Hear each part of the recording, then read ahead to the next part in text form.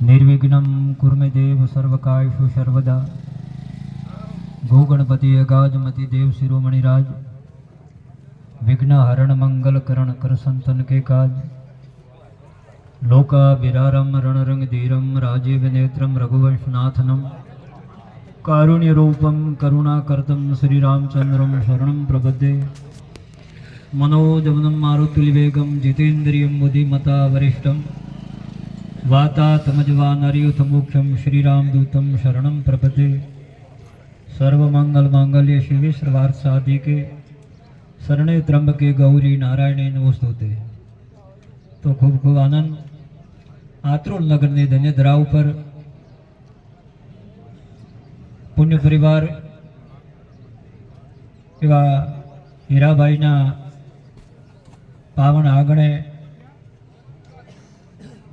सरस मजानु भवन बनायु अने एमां मांगलिक वास्तु प्रसंग निमित्ते काले पूज्य पंडितों मुखार विजय देव वेद वेदांत शास्त्रना आज्ञानुसार वास्तु यज्ञ थयो, वास्तु पूजन थयो। आखी रात भजन सत्संग अने अत्यारे मंगल वेलाए मंचस्थ गुरुना चरणों में वंदन। दरेक महानुभावों अने जे सामे बैठा है दरेक सज्जनों आगणे पण गया था, दरेक माताओं बहनों बाळको।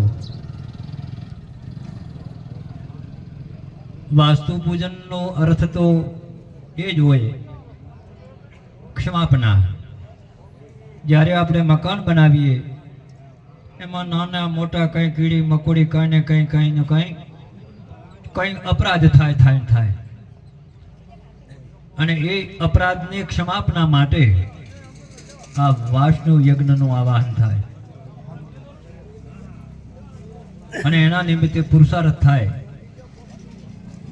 अने आपणो संकल्प सिद्ध थाय।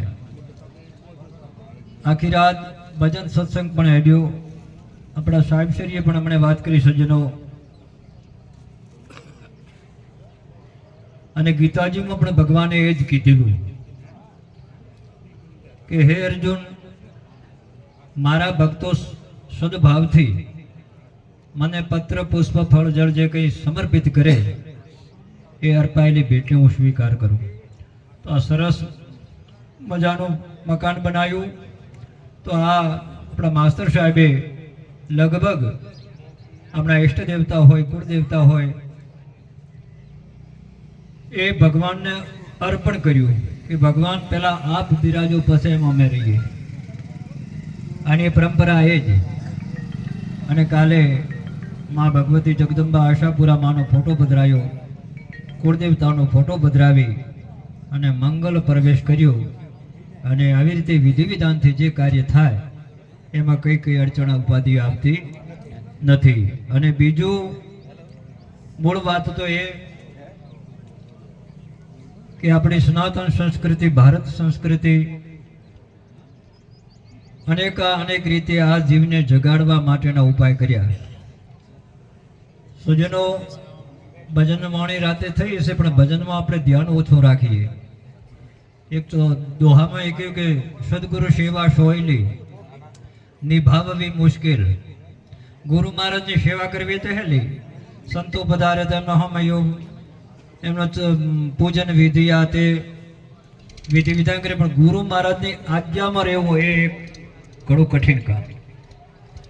सदगुरु सेवा सोयली निभाववी मुश्किल। नटड़ी हाले दौर पेन वैसा ही खोल। जेम नट दौर ऊपर हाले अने जेने एक दृष्टि राखवी मुश्किल होय अने जो एक थी बे दृष्टि थाय तो क्यारे पाछो एनो अनार सर्जाय कोई नक्की नथी। एम दरेक संतोनो सत्संग सांभळवो पण ए मक्कमता राखवी एमां विशेष ध्यान आपवा जोईए। तो सज्जनो मूळ वात तो ए संतो भाई तो केवल सत्संग होय, बीजू तो आपड़ा भाई शू होय कि मनुष्य जीवन आ देवताओं ने पण दुर्लभ अत्यारे तमे माणी रह्या।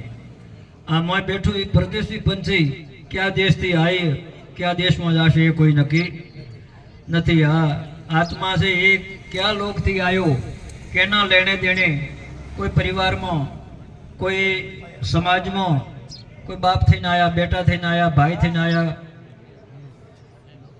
પણ આ દેહના સંબંધ, આત્માના સંબંધ કોઈ હોતા.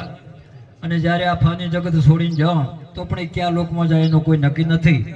એનો મૂળ શાસ્ત્ર સંતો એ બતાવે કે આપણે ફેરે પુનર્જન્મ ન થાય, ફેરે ભવાટવીમાં ભટકવું ન પડે, એના માટે જ આપણા વેદો, શાસ્ત્રો, પુરાણો, ધર્મકથાઓ, છોટા મોટા વિધિ વિધાન બતાવ્યા એ કેવળ આત્મકલ્યાણ અર્થે. આત્માનું કલ્યાણ તો ક્યાં થયું? આપણે જ્યાં માય બેઠો તેને નહીં ઓળખ્યો તો અહીંથી ઉદ્ધાર થતો નથી. ભગવાનના સ્વરૂપ બે સાકાર અને નિરાકાર. અત્યારે સાહેબે મને જ વાત કર્યું કે આપણા ખૂબ મોટા મોટા મંદિરો બને, પ્રતિમાઓ પધરાય, પ્રાણ પ્રતિષ્ઠા થાય. એ આ ભીતરમાં બેઠો એને ઓળખવા માટેનું એક સાધન. કારણ કે આપણી બહારી દ્રષ્ટિ છે તે ભીતરમાં બેઠો એને ઓળખવો મુશ્કેલ. અને માં ભીતર બેઠો એનું નથી રૂપ, નથી ગુણ, નથી કોઈ આકાર, એ ઘટ ઘટમાં વ્યાપે.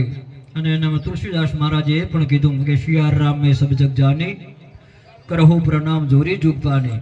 કણ કણ મેં ભગવાન હો, આપ એ પણ હોય કે જો દેખો ત્યો તું કો તું. તો એને ઓળખવા માટે સરળ રસ્તો આપણા ધર્મશાસ્ત્રો, ઋષિમુનિએ વિધિ વિધાન બતાવ્યું કે ભગવાનની પ્રતિમા પધરાવો, મંદિર બનાવો, પ્રતિમા